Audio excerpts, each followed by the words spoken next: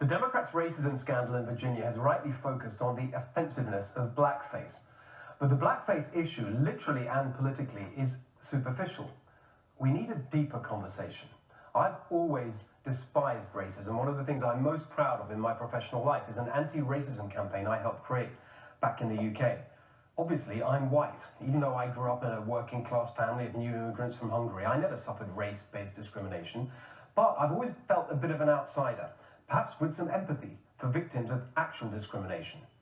When I moved here 7 years ago, my attitude to race was shaped by that British experience of fighting current discrimination. Then I saw the depth of the anger and mistrust here, the intensity around identity and past oppression. Why are they still going on about it? What's this all about, I thought. So I tried to understand it. I educated myself. I asked questions. I read the history. And that changed my attitude. Let me put it this way. A huge part of my political philosophy, my hatred of government control and authoritarianism, comes from what the communists did to my family in Hungary. That was nothing compared to slavery, but I understand how anger about things that were done generations ago can shape someone's beliefs today. There's another perspective I want to bring to all this, the populist perspective. Populism, the positive kind, is about putting power in people's hands. Political power, so their voices are heard, but crucially, economic power too, so that they can choose the life they want to lead. For a while, I've wanted to say what I think about race in America, as an immigrant, as an outsider, and as a believer in positive populism. I know that what I'm going to say will be controversial, but I want you to listen with an open mind. Race shouldn't be a left-right issue, but it often feels like that. Liberals can offend conservatives with strident identity politics. Conservatives can offend liberals by making race all about character. If only African Americans tried harder, worked harder. Of course, character matters. Behavior matters, and family most of all. But many of the barriers African Americans face today are uniquely the result of discriminatory policy, from slavery to Jim Crow to the New Deal even. The biggest is wealth inequality. The wealth of middle-class America was massively boosted by policies like the GI Bill, which paid for college education, and other policies to spread home ownership. These excluded black Americans by design. The federal government subsidized around $120 billion in home loans between 1934 and 1962 through the Homeowners Loan Corporation and the Federal Housing Administration. 98% of those loans went to white families. Today, around 2/3 of middle-class wealth is held in home ownership. So unsurprisingly, white families are disproportionately wealthier than black ones. How much wealthier? 86 times. According to the Census Bureau, for every $100 the average white family has, the average black family has, but it's not just accumulated wealth, it's current earnings too, at every level of income.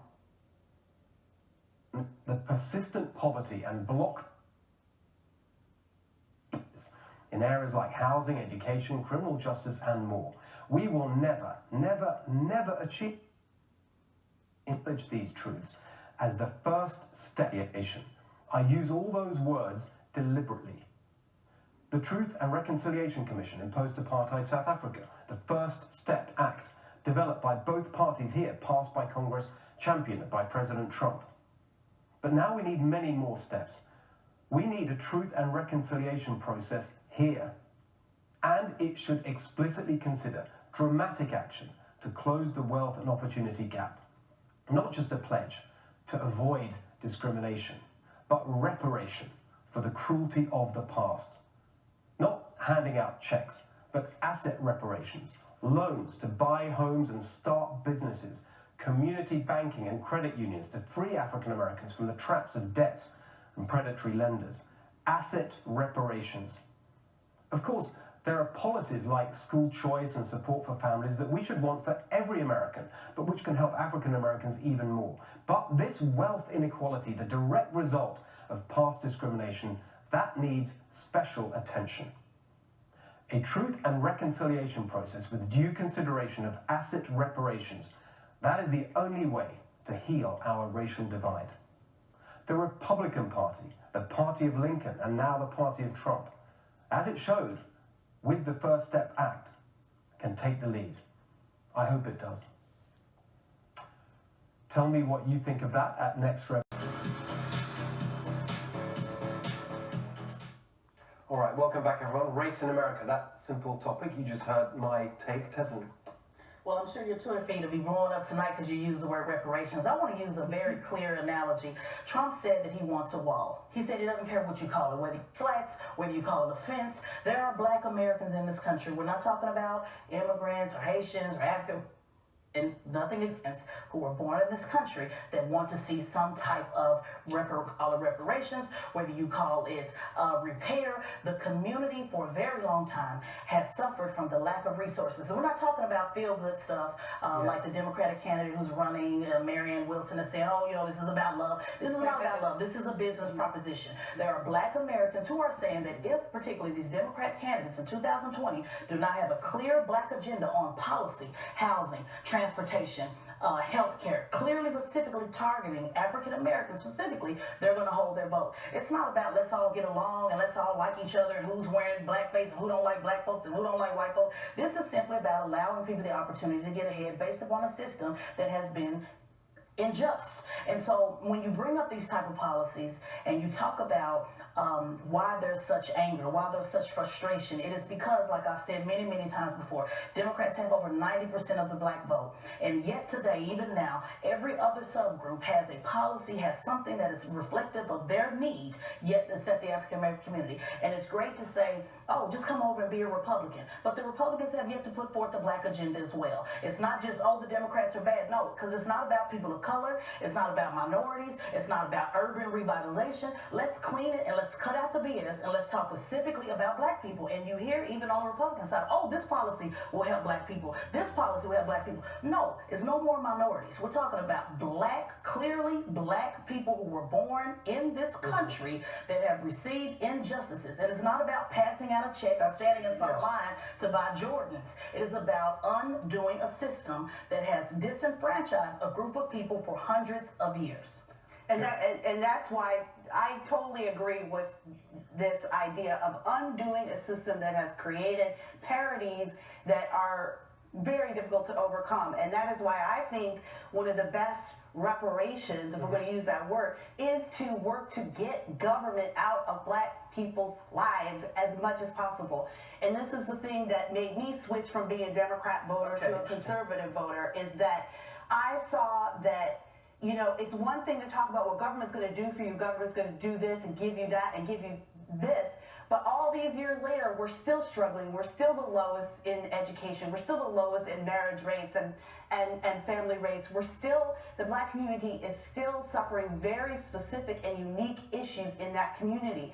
And yet, we're voting 90% Democrat for all of these policies over and over and over again. And at some point, we have to say, these things aren't helping us.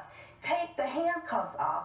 I'm not necessarily a Republican, but I have had people ask me, you know, well, what has the Republican Party done for black people? Well, listen, I don't want any party to do anything for me. Take the handcuffs off and then leave me the hell alone. Let me and my family do for us.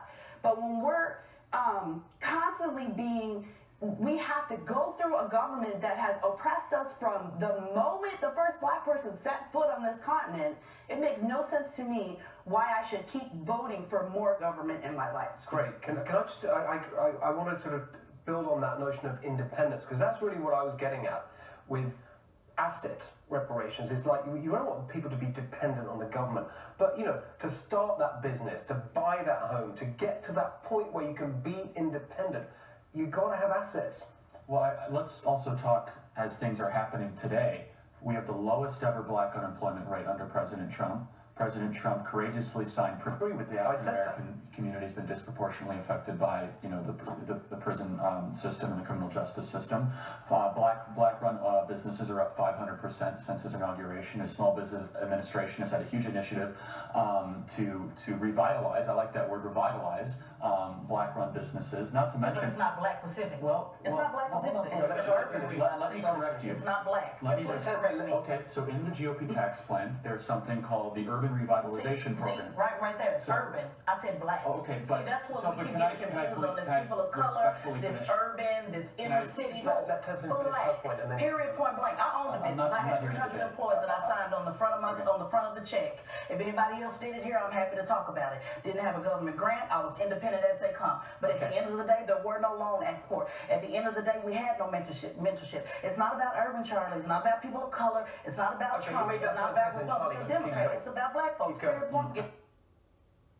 So Personal. black people predominantly live in urban areas, which No, was it's part not of good enough. Okay, but they do. So that's a But fact. not good enough. Well, look, Okay, that's a can I fact. just say, I want to So stop Latino people are also... Wait, I'm not here to Charlie, debate. I don't want to, that's Explain not a... what the Trump I want to have administration a has done. positive, I want to have a positive It's not conversation. about the debate. I was Exactly. interrupted. So I'm actually talking in a very take it positive easy. sense. I don't want to have an argument like while I that. was talking about consensus. Okay. I want to focus on a positive answer to this, precisely for the reason that we've seen here, right? This is such and for obvious reasons, an incredibly heated topic. And it seems to me that we're stuck in this country. Yeah. We're absolutely stuck. And what I'm trying to do here is, just in my small way, just put something out there to move it forward, right? To move the conversation forward. And actually, specifically, if there's one thing I'd pick out from what I said, it's this need for some kind of organized process. I call it truth and reconciliation. That's what they called it in South Africa, because there's so much mistrust around this. And I think people have got to be able to put it out on the table. I'm really sorry. I mean, it's obviously... We've got to stop. About Trump, our political parties, there will be more open to hear what you have to say. I'm really sorry. We've got to go. I'm so sorry. It Trump. was a great debate, everyone. I appreciate it. Thank you very much. All right. In the future. Tezlyn Figaro.com.